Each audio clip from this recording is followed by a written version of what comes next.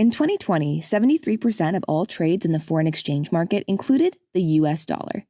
Foreign exchange investors are not alone in their love for the dollar. From 1999 to 2019, the dollar accounted for nearly all of trade invoicing in the Americas, nearly 3/4 in Asia-Pacific, and 80% in the rest of the world. The only region where the US is not the dominant medium of exchange is in Europe, where the euro holds that title. Even there, however, the dollar accounted for 1/5 of all trade invoicing between 1999 and 2019. At first, it might seem odd that one currency can have such a large role in global trade and foreign exchange markets.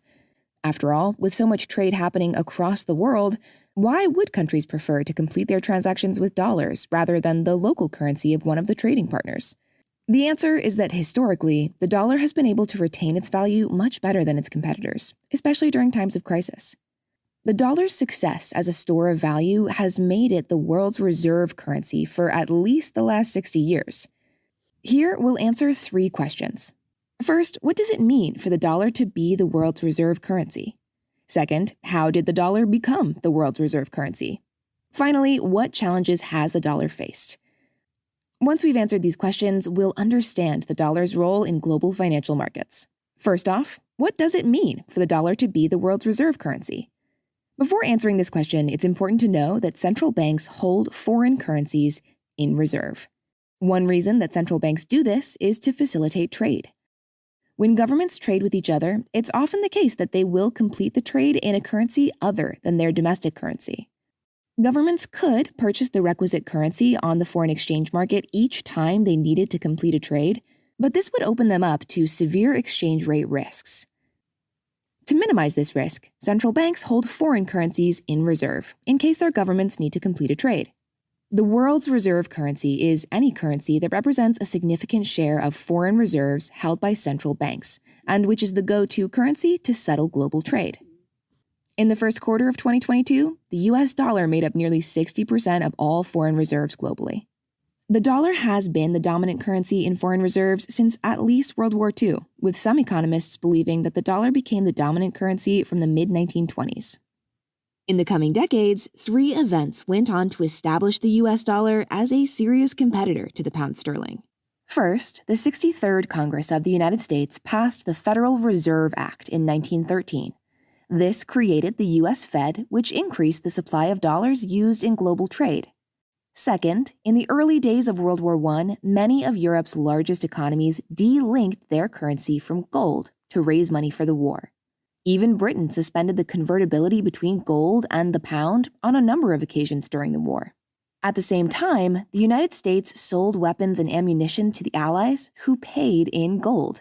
This exchange allowed the United States to remain on the gold standard. In response, many investors sold their European exposures, instead preferring to hold dollars and U.S. treasuries. While Britain attempted to return to the gold standard in 1925, economic pressures forced it to unpeg its currency from gold for the last time in 1931. Finally, the creation of the Bretton Woods system in 1944 cemented the dollar's status as the world's reserve currency. As part of the Bretton Woods system, the Allies pegged their currency to the U.S. dollar, and the U.S. pegged its currency to gold. Why? During the Great Depression, between 1929 and 1939, many countries, including Great Britain and the United States, devalued their currencies to make their exports more competitive. They also set up restrictive trade policies that hampered global cooperation.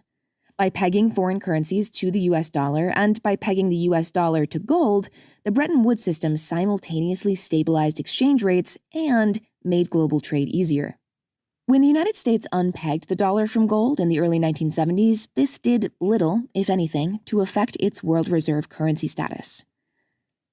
By then, the U.S. financial markets were becoming the largest in the world, and the economic gap between the United States and other advanced economies was widening. No other currency was, or is, in a position to replace the US dollar. Despite this, the share of foreign reserves held in dollars has fallen over the past 60 years. The dollar's decline in foreign reserves has led some analysts to speculate about its future as the world's reserve currency. These speculations are not new.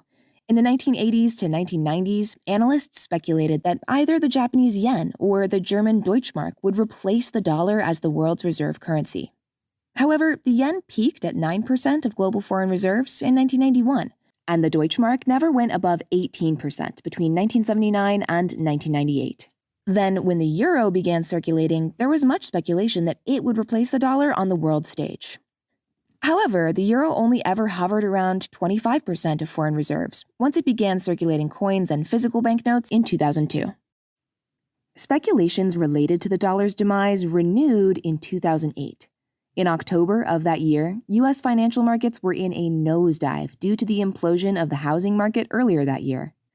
Economists expected that this would cause investors to remove their capital from the United States. However, this did not happen. From September to December of 2008, net foreign capital flows into U.S. securities markets reached $500 billion, while other advanced economies, such as Japan, had net outflows. As a result, the dollar rose in value relative to most other currencies. 2011 offers another example of the dollar's resilience in the face of stress. At the time, the U.S. government nearly defaulted on its debt due to political disagreements between the Democrats and the Republicans. While a technical debt default was avoided, the situation could have gone either way. This led Standard & Poor's, S&P, a large credit rating agency, to downgrade U.S. government debt from AAA, its highest rating, to AA+. Normally, riskier debt means higher yields on that debt, because the debt issuer will have to pay investors a premium for loaning them money. However, after S&P increased its risk outlook for U.S. government debt, the yields on 10-year Treasury notes fell. Net capital inflows into the U.S. securities markets increased, and the value of the dollar rose relative to other currencies. So why has the dollar's position as the world's reserve currency been so persistent? For one, the U.S. continues to be the world's largest economy and conducts the largest volume of international trade. Many of the world's most valuable commodities, like oil, continue to be traded with U.S. dollars.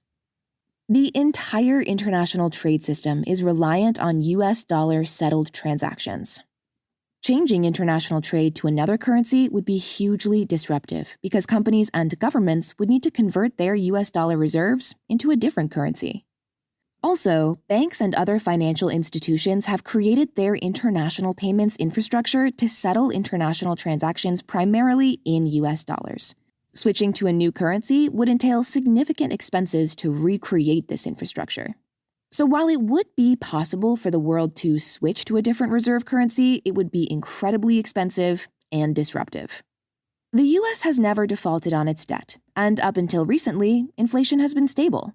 So there hasn't yet been a compelling enough reason to justify the high costs of switching. Speculations on the dollar's demise are plentiful. And yet, the dollar has shown incredible staying power, even during the global financial crisis of 2008 and in 2011, when S&P increased its risk outlook for U.S. government debt. All things considered, it's unlikely that we'll see the dollar dethroned in our lifetime.